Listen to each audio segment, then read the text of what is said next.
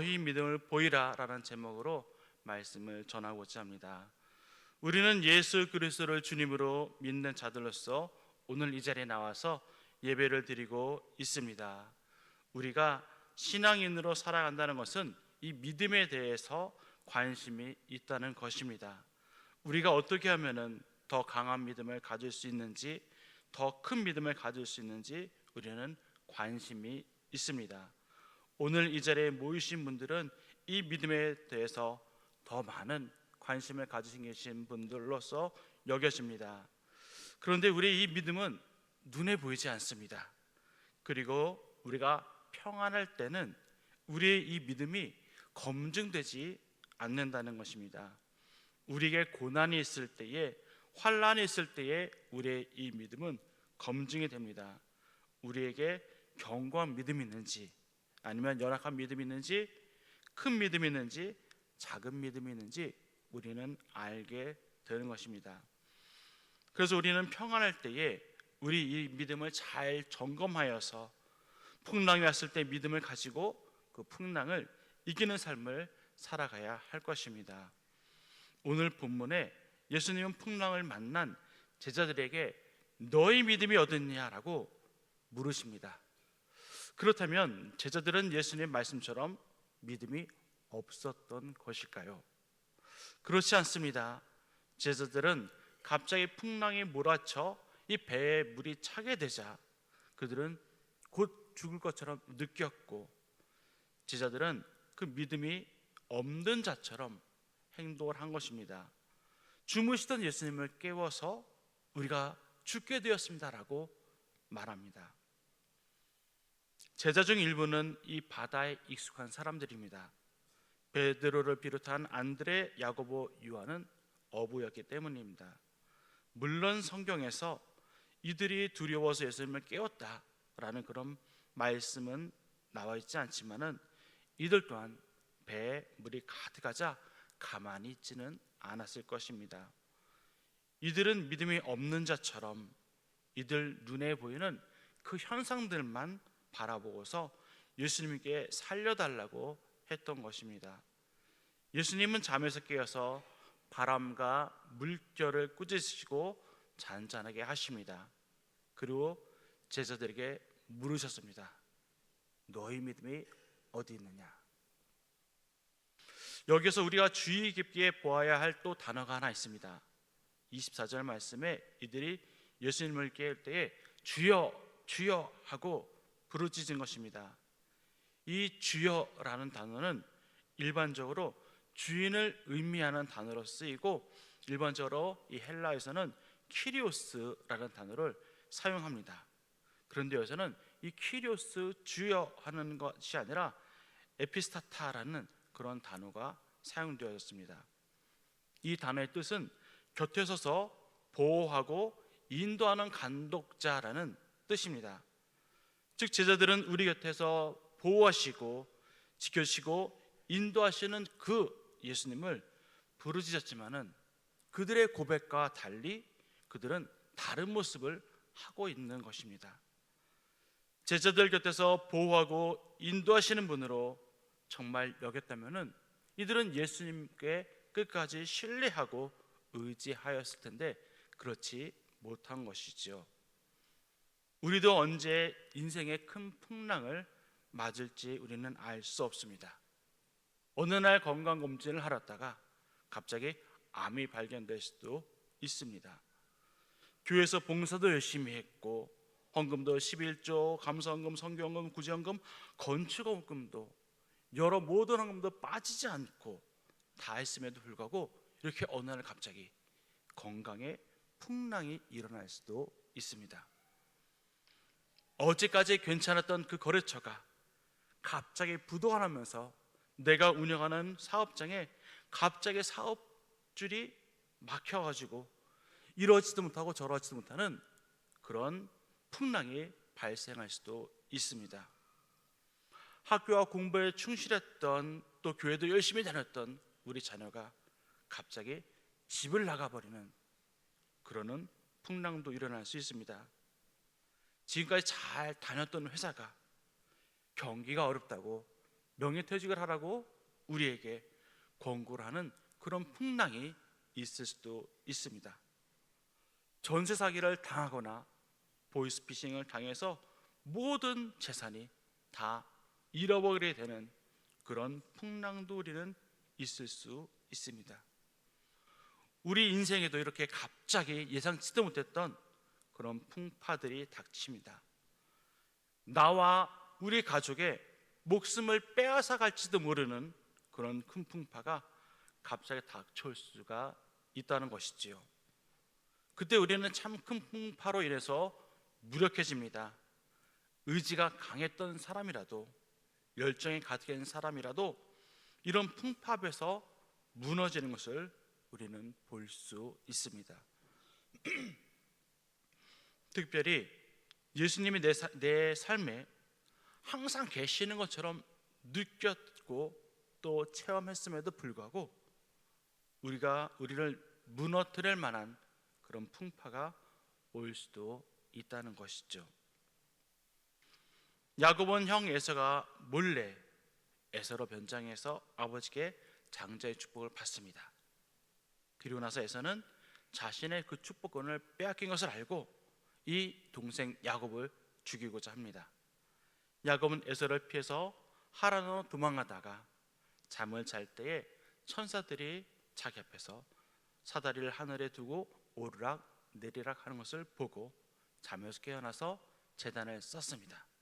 하나님이 자신과 함께 한다는 것을 알고 그것을 베델이라 불렀습니다.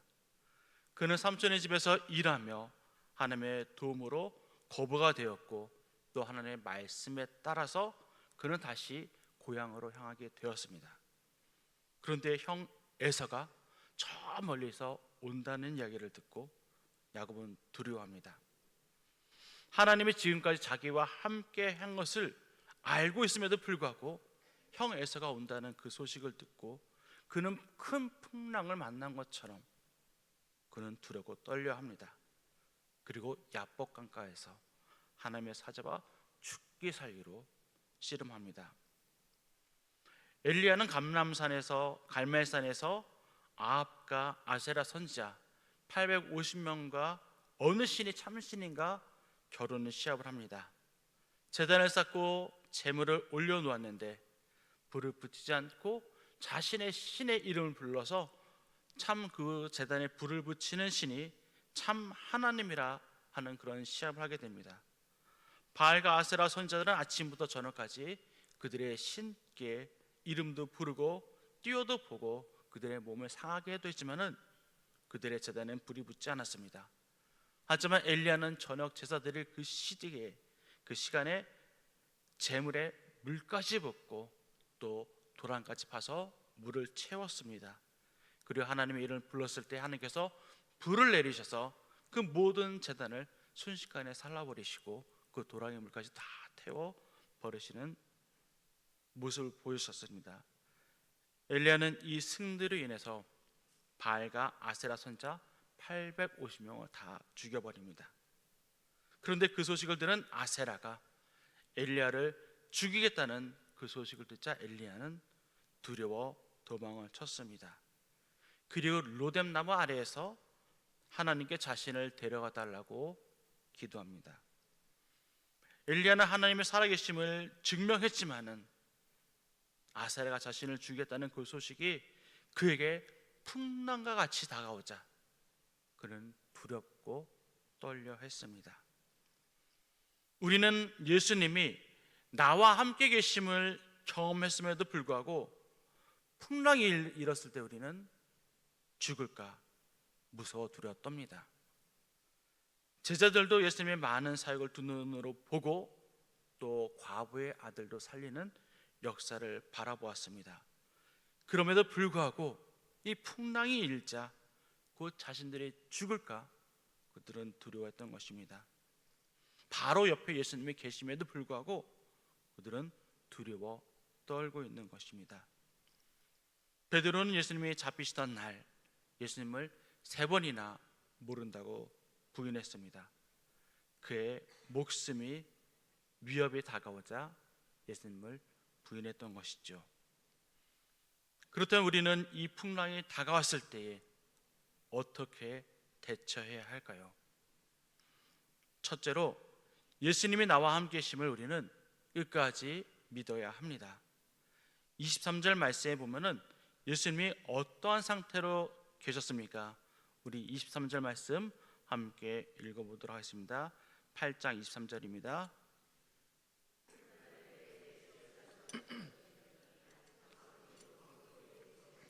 배불이 가득함에 대어 위태한지라. 아멘. 예수님은 배에서 잠이 드셨습니다. 예수님이 배에서 잠드실 수 있는 이유가 무엇일까요? 너무 피곤해서일까요? 아니면 밤이 되어서 주무셔야 할 시간이 되어서 그럴까요? 예수님을 아무도 두렵게 할 것이 없었기 때문에 예수님은 아무 걱정도 하지 않고 주무셨습니다. 세상의 모든 것이 예수님에 의해 창조되었기 때문에 이 풍랑도 예수님이 다스릴 수 있습니다. 제자들은 자신을 구원할 예수님을 바라본 것이 아니라 이들을 죽일 듯이 달려드는 그런 바람과 풍랑을 보았기 때문에 이들은 두려워했던 것입니다. 오늘처럼 오늘도 비가 옵니다. 오늘처럼 비바람에 몰아치면 우리는 걱정합니다. 지난번과 같이 폭우가 와서 또 내 사업장에 물이 차면 어떻게 할까? 내 직장에 또 내 집에 물이 차면 어떻게 할까? 우리는 걱정합니다. 그런데 아무리 비바람이 치고 폭풍우가 몰려와도 걱정하지 않는 사람이 있습니다. 바로 엄마 품에 안겨있는 아이입니다. 천둥이 치면은 아이가 잠깐 놀랄 수 있지만은 그 아이는 천둥이 치건 번개가 치던 폭우가 내리던 그는 걱정하지 않습니다.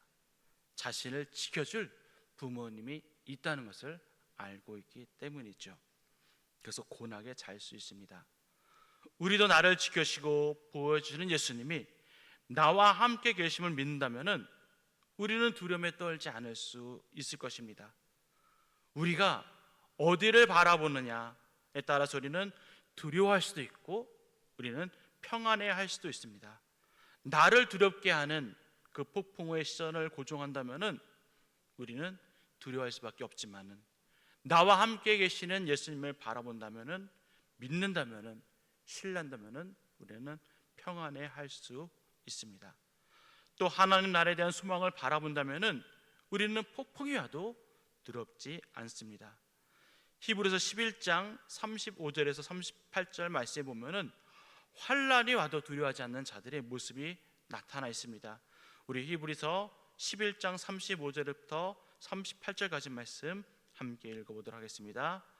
여자들은 자기의 죽은 자들을 부활로 받아들이기도 하며 또 어떤 이들은 더 좋은 부활을 얻고자 하여 심한 고문을 받되 구차히 풀려나기를 원하지 아니하였으며 또 어떤 이들은 조롱과 채찍질 뿐 아니라 결박과 옥에 갇히는 시련도 받았으며 돌로 치는 것과 톱으로 켜는 것과 시험과 칼로 죽임을 당하고 양과 염소의 가죽을 입고 유리하여 궁핍과 환난과 학대를 받았으니 이런 사람은 세상이 감당하지 못하느니라.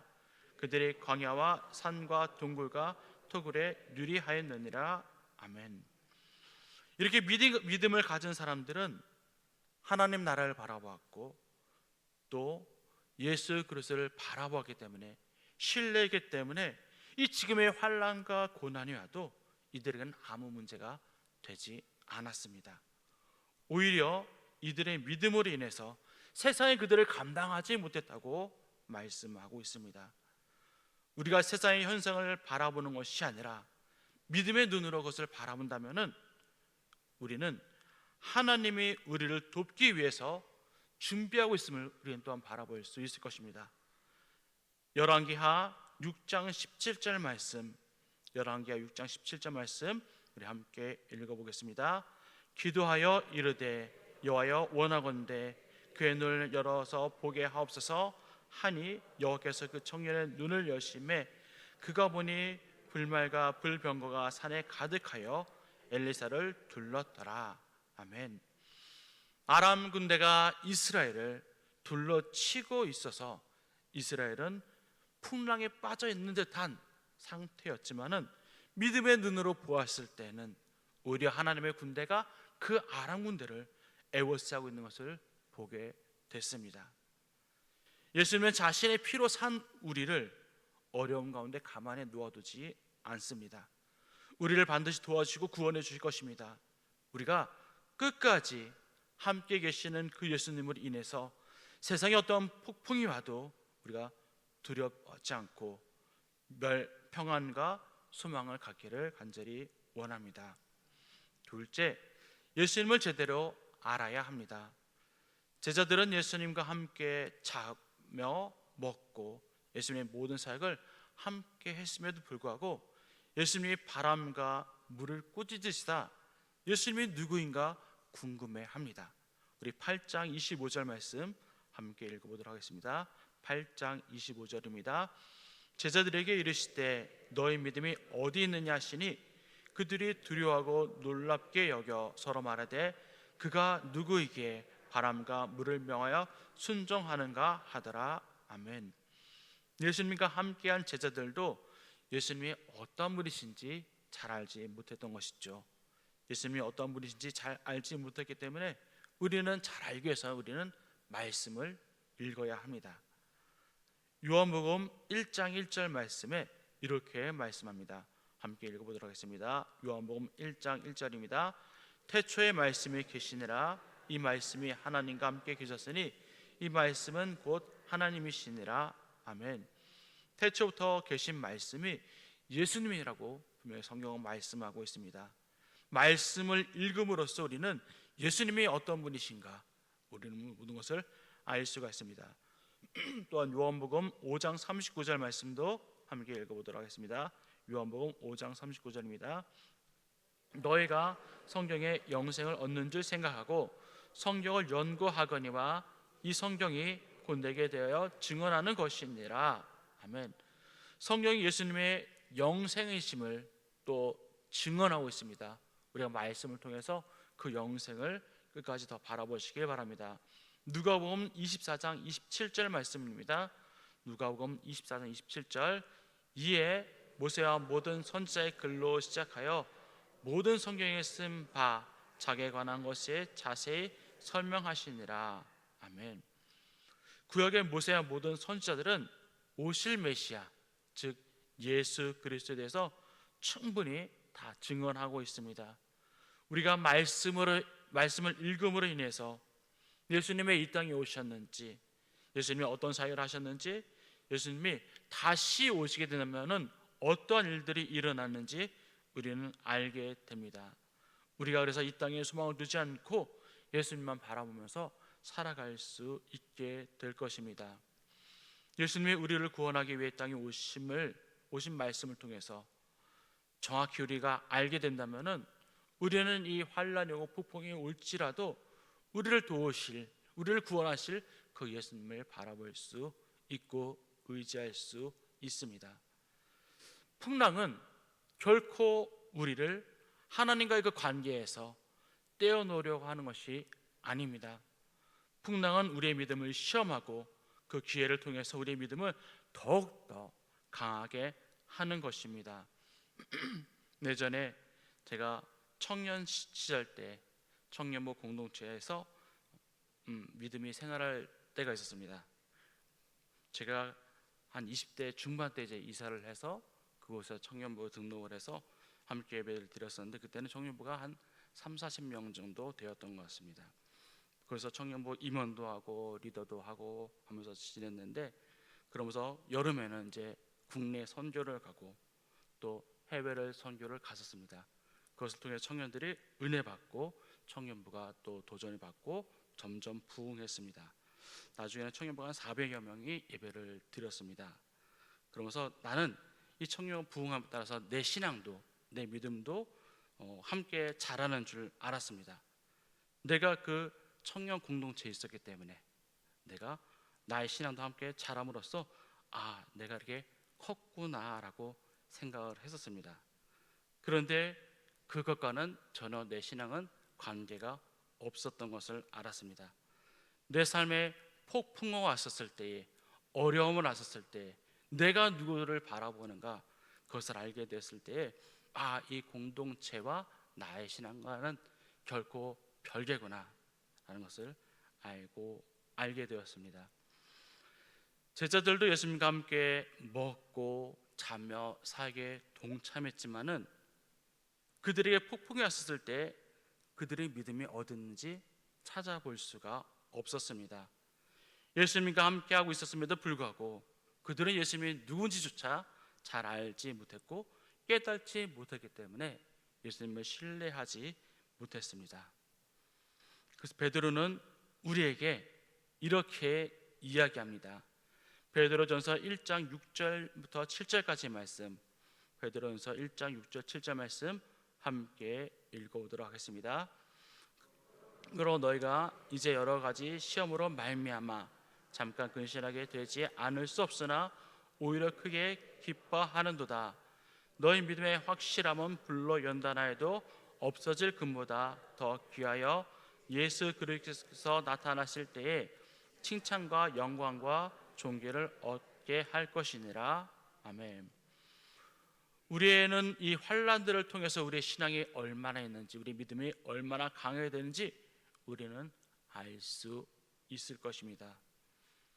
오늘 말씀을 통해 우리의 믿음에, 우리 인생에서 이 풍랑이 왔었을 때 우리가 결코 흔들리지 않는 그런 믿음을 꼭 소유하시기를 바랍니다.